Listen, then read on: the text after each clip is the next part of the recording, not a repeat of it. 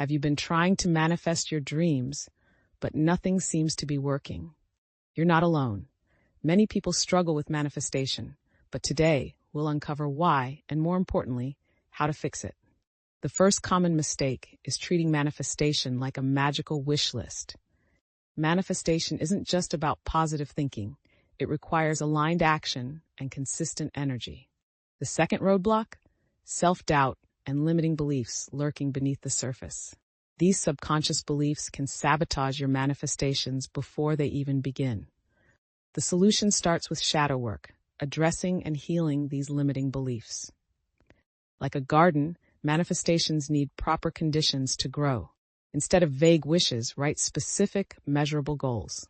Remember, manifestation isn't instant. It's a process that requires patience and persistence.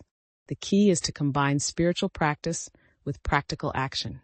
Express gratitude for what you have while actively working toward what you want. When you align your energy, beliefs, and actions, manifestation becomes natural. Like transformation in nature, manifestation requires both time and the right conditions. Your manifestations aren't failing. They're teaching you how to grow into the person who can receive them. Start fresh today with this new understanding and watch as your manifestations begin to flourish.